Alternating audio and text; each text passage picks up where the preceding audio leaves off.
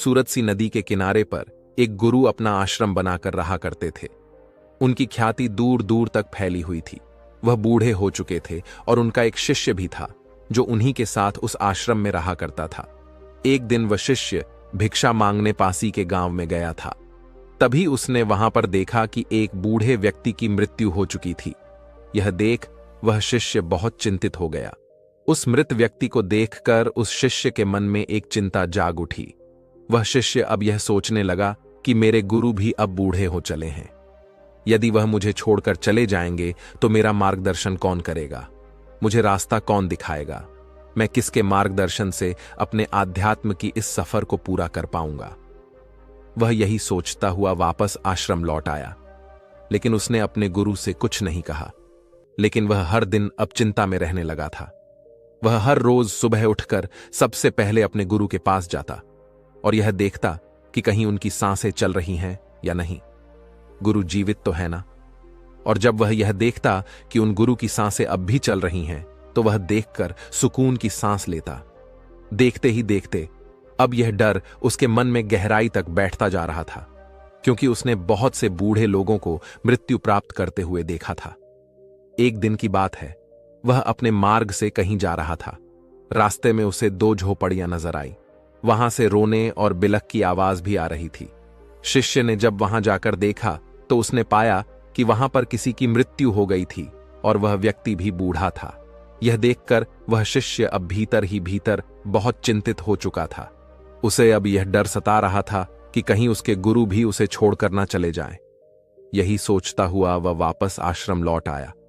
वह चुपचाप एक जगह बैठ गया और अपने गुरु के बारे में सोचने लगा। तभी वहां पर वह गुरु आए। उन्होंने अपने शिष्य को इतनी चिंता में देखा तो वह उससे पूछे बिना रह नहीं पाए।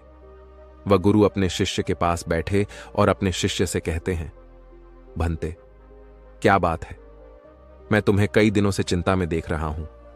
क्या कोई विपदा आन पड़ी है? अपने गुरु के इस प्रश्न का जवाब देते हुए वह शिष्य उन गुरु से कहता है, हे गुरुवर, कहने में तो बहुत अजीब लग रहा है, लेकिन मैं जो भी कहना चाहता हूं यह सत्य भी है और मैं इसे छुपा नहीं सकता। मैंने कई सारे बूढ़े लोगों को मरते हुए देखा है और मेरे मन में भी यही डर है कि आप भी बूढ़े हो चुके हैं। इसलिए मैं आपको खोना नहीं चाहता, क्योंकि यदि आप छोड़कर चले गए तो फिर मुझे राह कौन दिखाएगा? आपके बिना मैं अपने सफर को किस प्रकार पूरा कर पाऊंगा? उन गुरु ने अपने शिष्य की मन की इस बात को ध्यानपूर्वक सुना और उसके बाद वह जोर जोर हंसने लगे। इस पर वह शिष्य बड़ा आश्चर्यचकित हुआ और उसने उन गुरु से कहा, हे गुरुवर, आप हंस क्यों रहे हैं? क्या मैंने कुछ गलत कह दिया? क्या बूढ़े लोग मृत्यु को प्राप्त नहीं होते? इस पर वह गुरु अपने शिष्य से कहते हैं, भंते, इस दुनिया में मृत्यु का बुढ़ापे या जवानी से कोई संबंध नहीं है।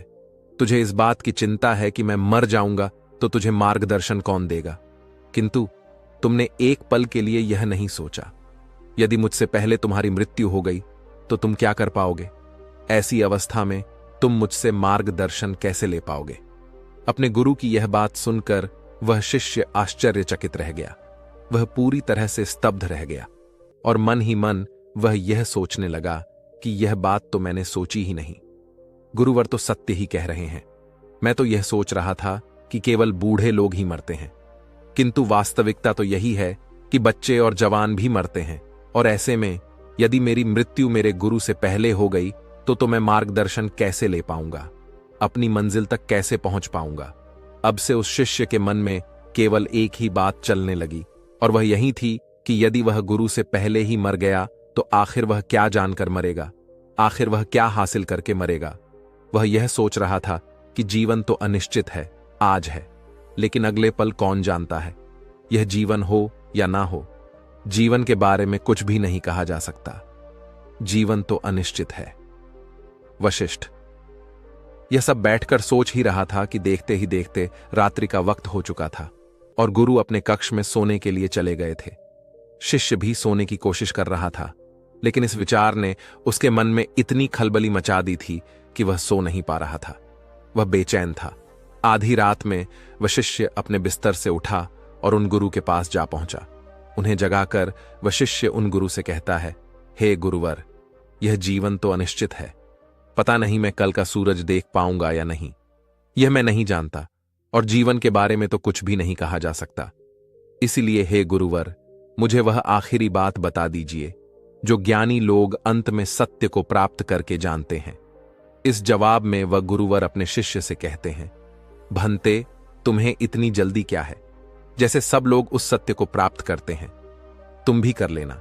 इस पर वह शिष्य उन गुरुवर से कहता है, हे गुरुवर, आप ही ने तो कहा है कि जीवन अनिश्चित है और मेरी मृत्यु का भी कोई भरोसा नहीं। पता नहीं मैं कल का सूरज देख पाऊंगा या नहीं, कोई भरोसा नहीं है कि मैं सुबह तक जीऊंगा या नहीं, इसलिए मैं सुबह तक का इंतजार नहीं करना चाहता।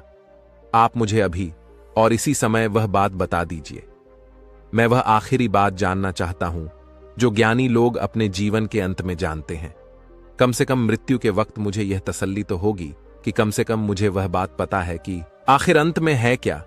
इस पर वह गुरुवर अपने शिष्य से कहते हैं, ठीक है, यदि तुम यही जान चाहते हो तो मैं तुम्हें यह बात जरूर बताऊंगा, लेकिन आज नहीं, आज से 3 दिन बाद। इस पर वशिष्ठ कहता है, किंतु हे गुरुवर, मुझे यह तक नहीं पता कि मैं सुबह का सूरज देख पाऊंगा या नहीं, और आप मुझे 3 दिन इंतजार करने के लिए कह रहे हैं।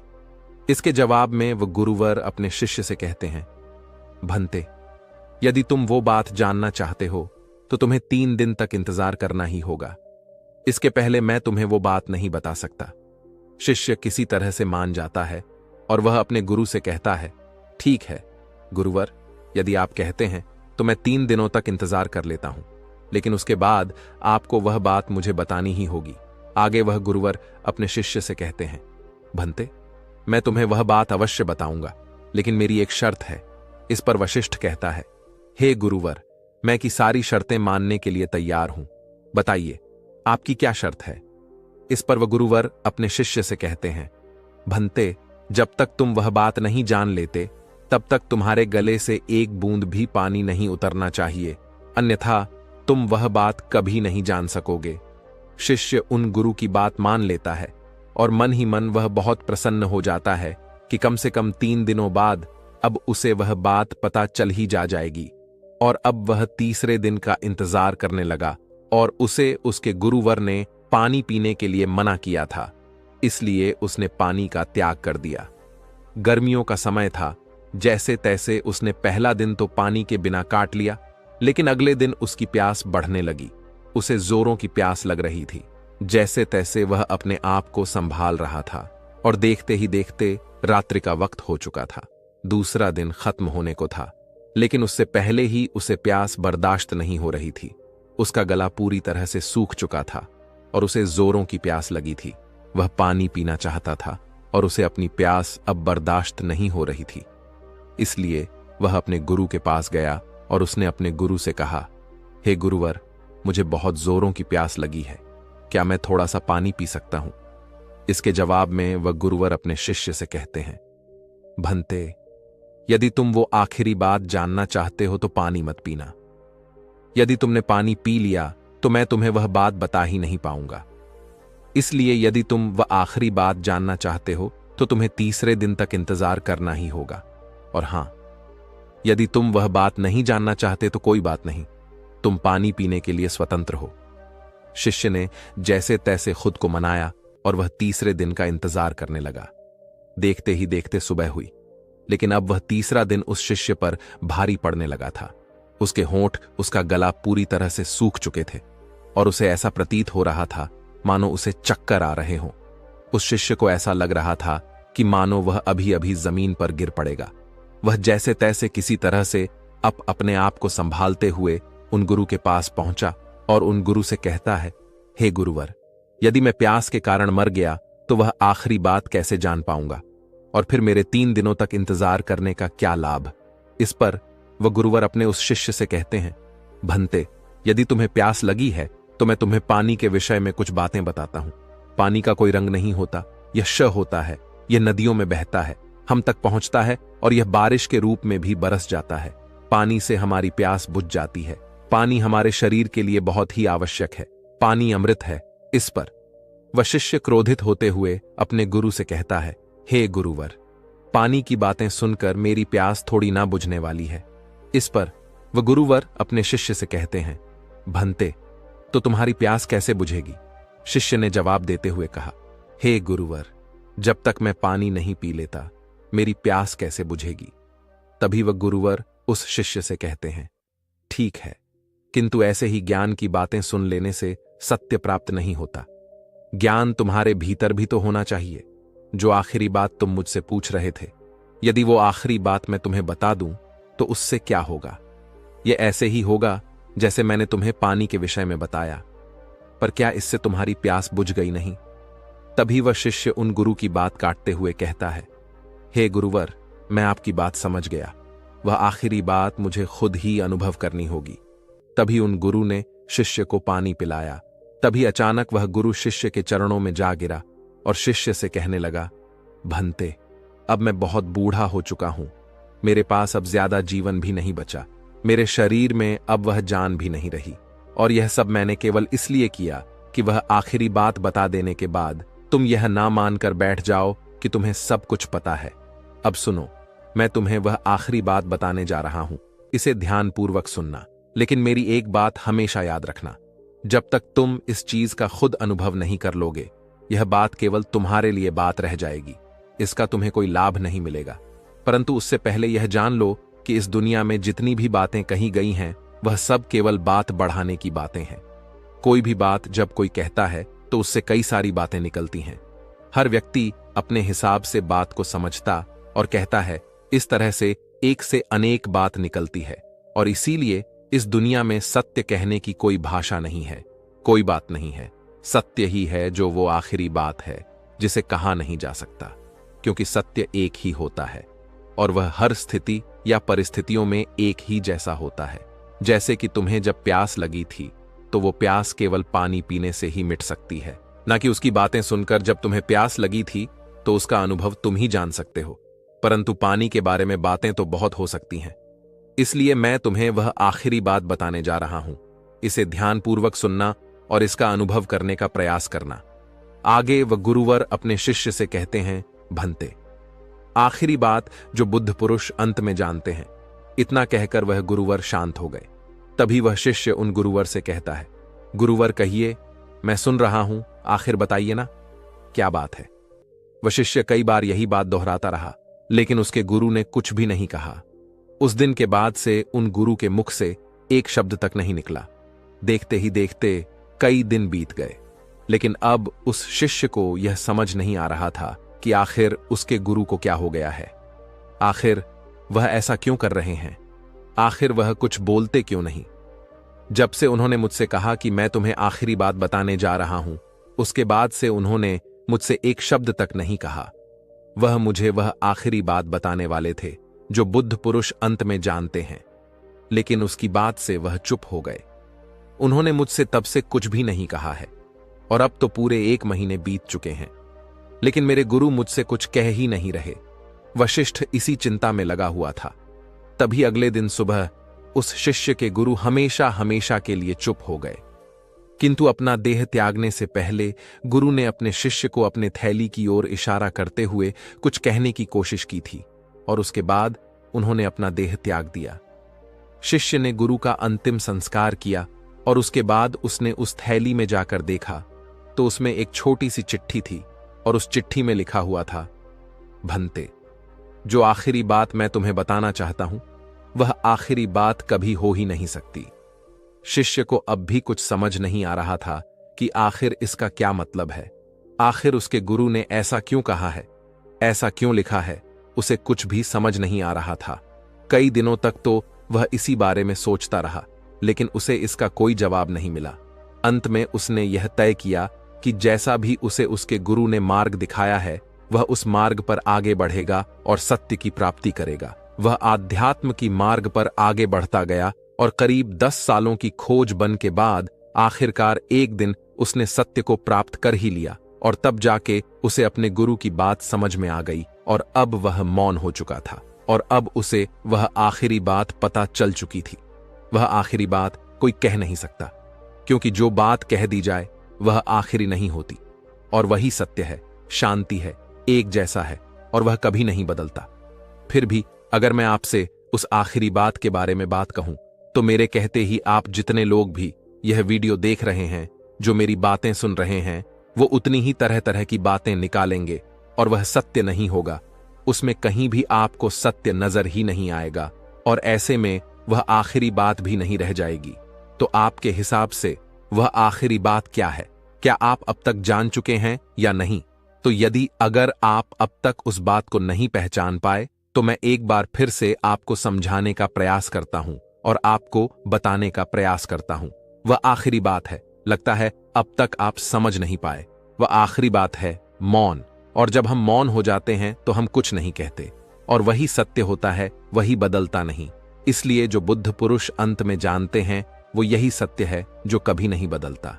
वैसे दोस्तों, आपने आज की इस वीडियो से क्या सीखा वह मुझे आप कमेंट में जरूर बताइएगा। और अगर आपको ये वीडियो अच्छी लगी हो तो इस वीडियो को लाइक और अपने दोस्तों के साथ शेयर भी जरूर कीजिएगा। दोस्तों, जब हमारा मस्तिष्क अच्छे तरीके से काम करता है तो ही हम अच्छा सोच पाते हैं और जीवन में अच्छे अच्छे बदलाव भी ला पाते हैं।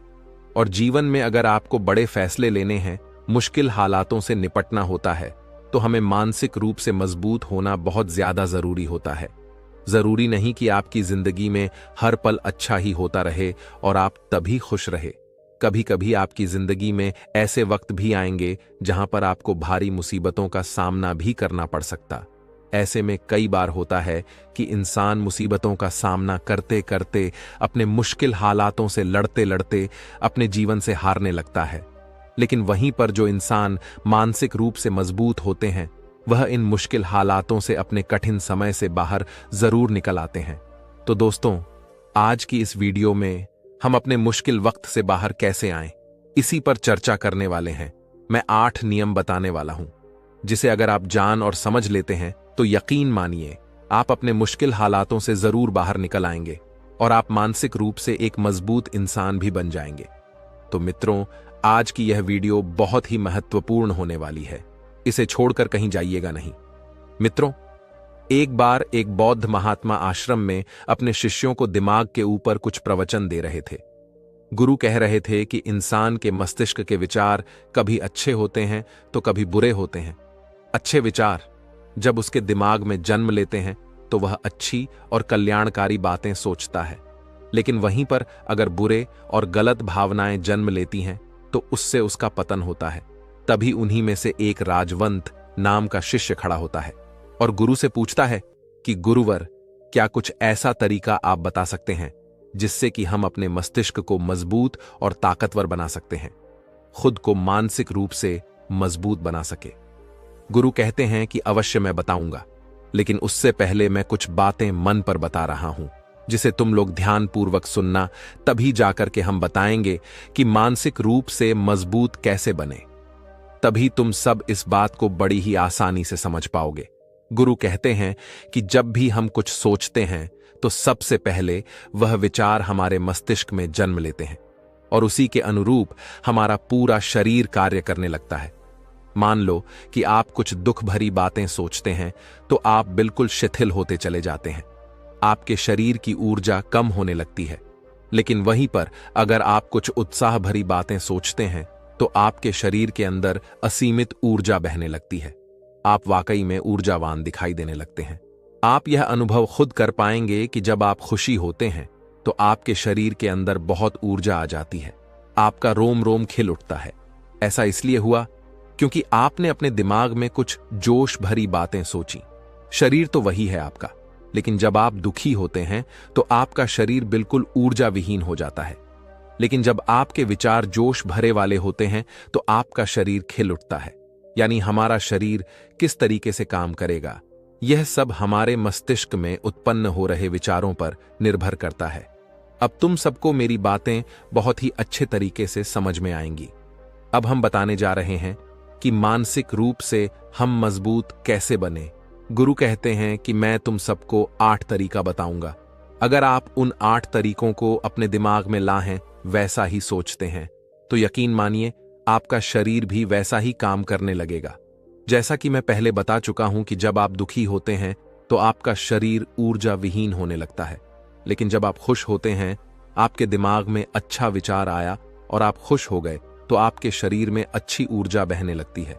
इसका मतलब यह है कि अगर हम वह 8 तरीका जान लें और वही हम अपने दिमाग में सोचे तो हमारा शरीर भी ऊर्जा और जोश से भर जाएगा, अर्थात हम मानसिक रूप से मजबूत बन जाएंगे।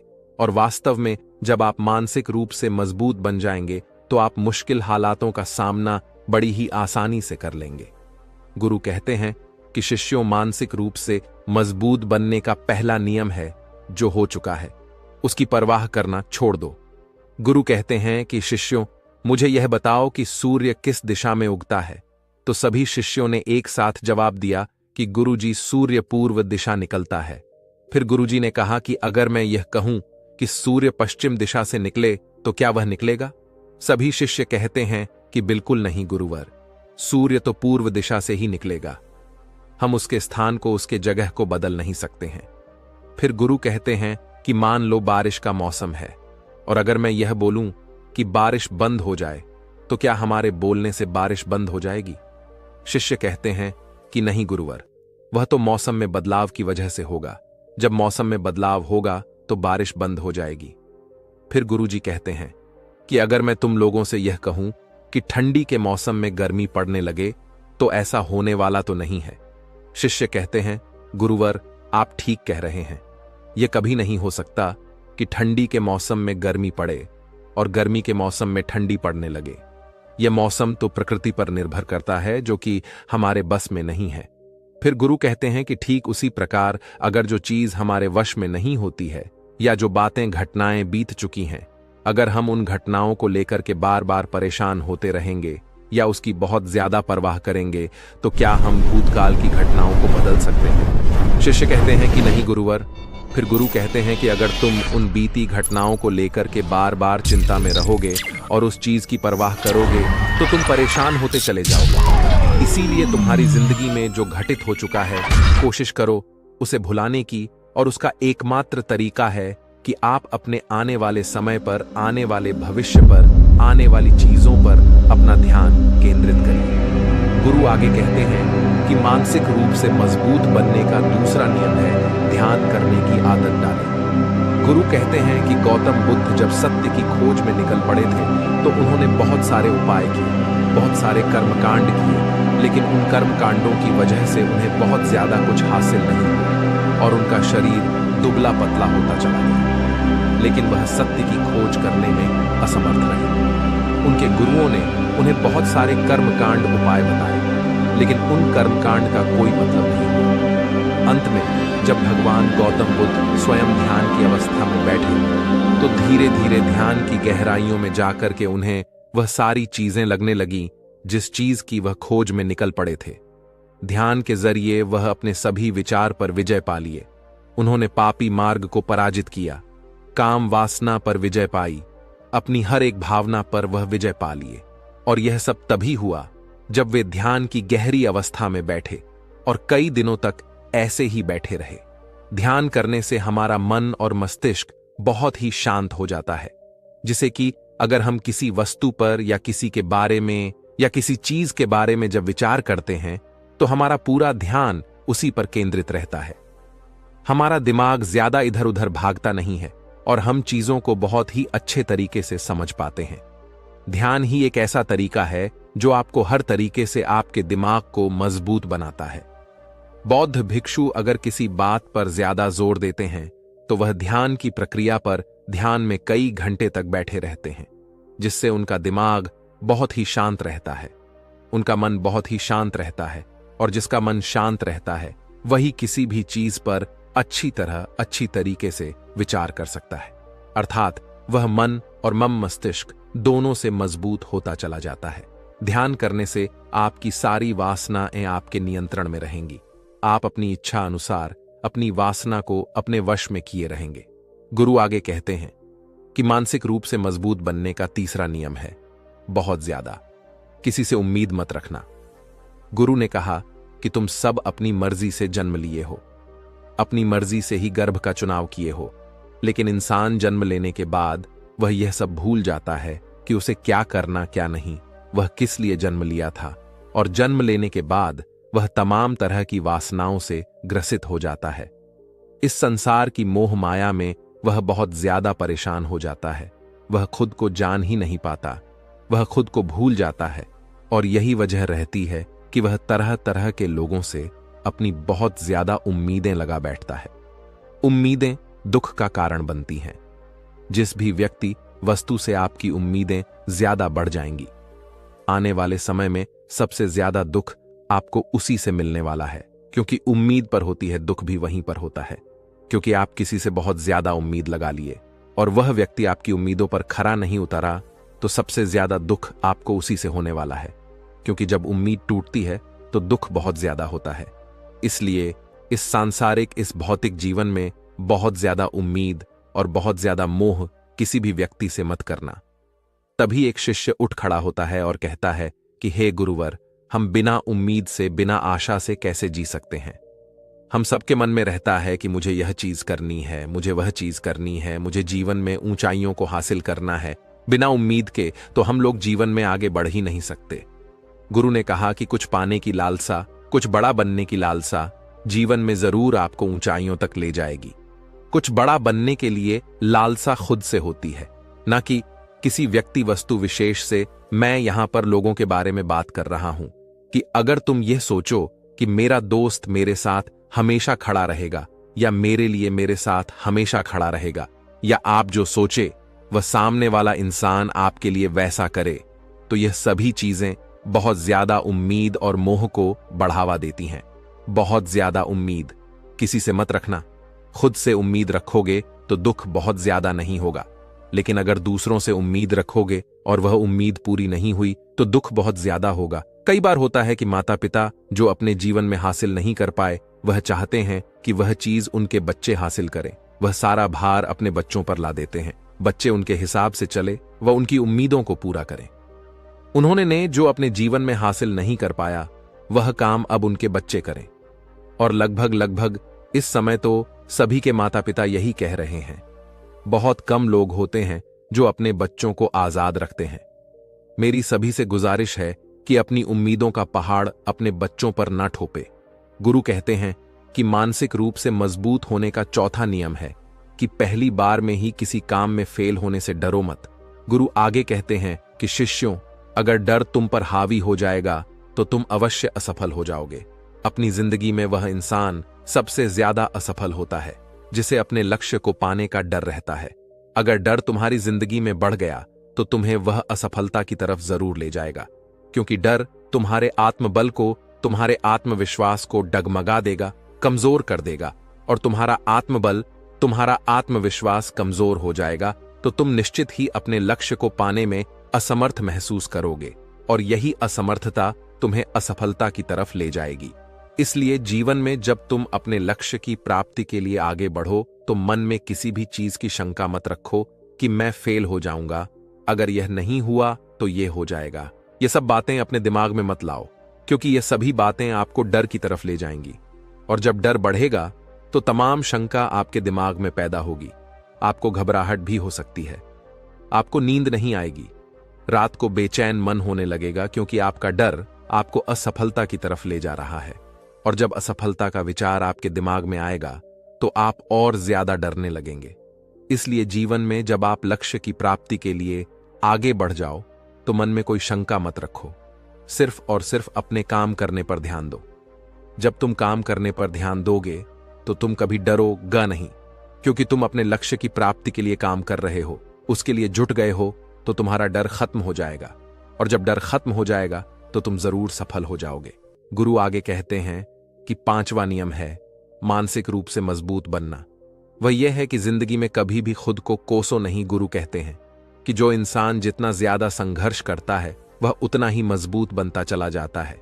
जितना ज्यादा तुम मजबूत बनोगे उतना ही ज्यादा तुम काबिल होते चले जाओगे। इसलिए अगर तुम किसी भी चीज में असफल भी हो जाते हो, या कोई चीज तुम्हारी इच्छा के अनुसार नहीं हुई, या तुमने कुछ ऐसा कार्य किया जैसा नहीं करना चाहिए था, और इन सब बातों को लेकर के अगर तुम पछता रहे हो, खुद को कोस रहे हो, तो यह तुम्हें मानसिक रूप से कमजोर करता चला जाएगा। क्योंकि खुद को कोसना बहुत ज्यादा खतरनाक होता है। यह आपके दिमाग की क्षमता को कम कर देगा, आपकी सोचने समझने की शक्ति को कम कर देगा, आपके आत्मबल, आपके आत्मविश्वास को कम कर देगा। इसीलिए जीवन में कभी भी किसी भी कार्य के लिए खुद को कोसना नहीं, क्योंकि अगर वह कार्य तुमसे नहीं हुआ है या जो तुम सोच रहे हो वह जिंदगी में नहीं कर पाए, तो इसका मतलब यह नहीं है कि तुम असफल ही हो गए। अगर मैं यह कहूं कि यह सामने वाला आम का पेड़ है, इस पर सबसे पहले कौन सा जानवर चढ़ेगा? हाथी चढ़ेगा, बंदर चढ़ेगा, या फिर गिलहरी और या फिर शेर? तो सभी शिष्यों ने कहा कि गुरुवर, इस पर तो गिलहरी और बंदर सबसे पहले चढ़ जाएंगे। तभी फिर गुरु कहते हैं कि तो अगर यह हाथी सोचे कि मैं इस पेड़ पर नहीं चढ़ पाया, अगर वह खुद को कोसने लगे, तो क्या यह सही है? शिष्य ने कहा कि गुरुवर, यह तो गलत बात है, क्योंकि हाथी तो कभी भी पेड़ पर चढ़ ही नहीं सकता। हाथी तो पेड़ पर चढ़ने के लिए बना ही नहीं है।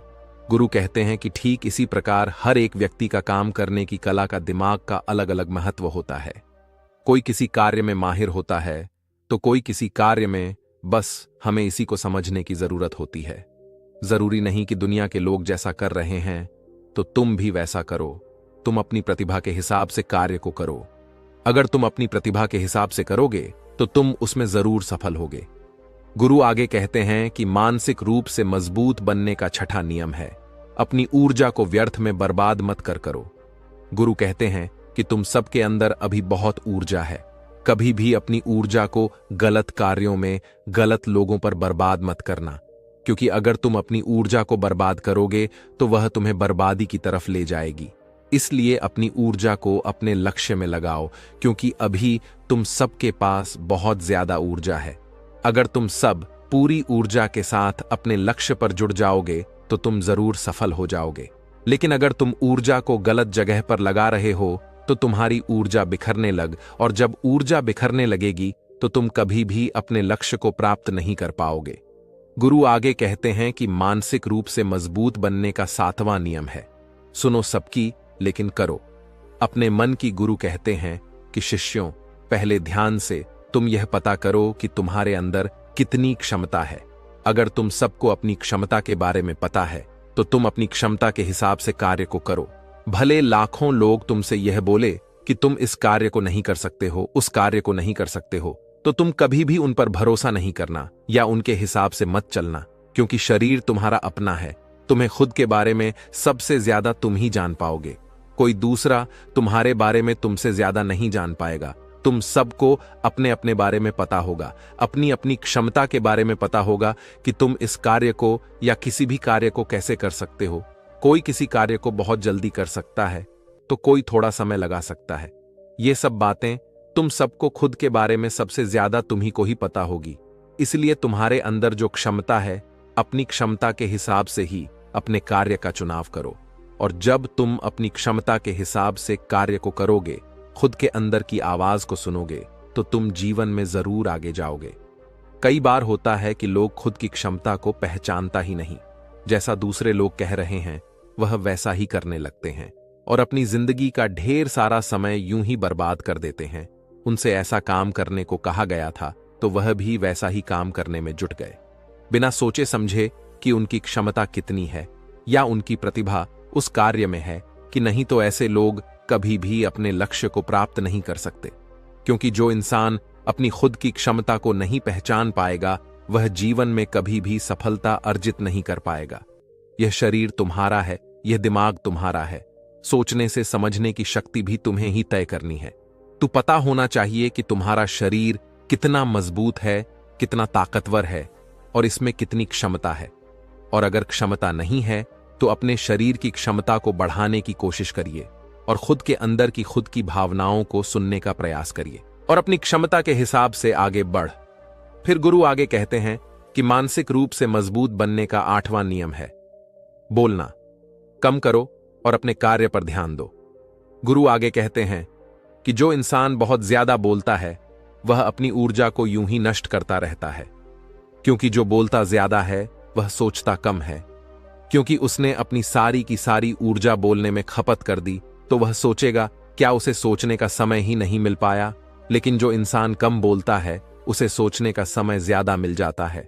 और जब तुम किसी बात पर या किसी तत्व पर ज्यादा विचार करोगे तो जाहिर सी बात है कि तुम्हारे दिमाग में तमाम विचार आएंगे और वह विचार ही तुम्हें सफलता की तरफ ले जाएंगे। गुरु कहते हैं कि शिष्यों, अगर मैं तुमसे कुछ सवाल पूछता हूं तो सबसे पहले तुम सोचते हो, तुरंत बोल तो नहीं देते। लेकिन अगर कोई यहां बैठा है और वह अपने साथी से बात कर रहा है, अपने दूसरे गुरु भाइयों से बात कर रहा है, तो वह कभी हमारी बात पर ध्यान नहीं दे पाएगा। और जब हम प्रश्न पूछेंगे तो उसका गलत जवाब वह दे देगा, क्योंकि वह बोलने में अपनी ऊर्जा व्यर्थ कर रहा है। वह हमारी तरफ तो ध्यान दिया ही नहीं, लेकिन जो शिष्य शांत है, हमारी बात को ध्यान से सुन रहा है, तो वह सोच विचार करके पूर्ण तरीके से उत्तर देगा और उसके उत्तर भी सही होंगे।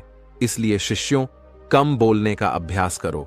जब तुम कम बोलने का अभ्यास करोगे तो तुम किसी भी बात पर, किसी भी तथ्य पर ज्यादा विचार कर पाओगे। तो जाहिर सी बात है कि समस्या का समाधान जरूर निकल कर आएगा और कम बोलने से तुम्हारी ऊर्जा की भी बचत होगी। उस ऊर्जा को सोचने में लगाओ। गुरु कहते हैं कि शिष्यों, यह थे मानसिक रूप से मजबूत बनने के 8 नियम। अगर तुम सब यकीन के साथ इन 8 नियमों का पालन अपनी जिंदगी में करते हो तो तुम मानसिक रूप से अवश्य मजबूत बनोगे। फिर कोई परेशानी, कोई भी रुकावट तुम्हारी जिंदगी में नहीं आने वाली है। कोई समस्या भी आएगी तो तुम उसका डटकर सामना भी कर पाओगे। सभी शिष्य गुरु की बात को सुनकर के उनका कोटि कोटि नमन करते हैं और वे लोग समझ जाते हैं कि मानसिक रूप से मजबूत बनने के यह 8 नियम उनकी जिंदगी में कितने हितकारी साबित होने वाले हैं। वह सभी गुरु को प्रणाम करते हैं और उस दिन की शिक्षा भी पूरी हो जाती है। सभी लोग अपने आश्रम में चले जाते हैं। तो दोस्तों, उम्मीद है इस वीडियो से आपको काफी कुछ सीखने को मिला होगा।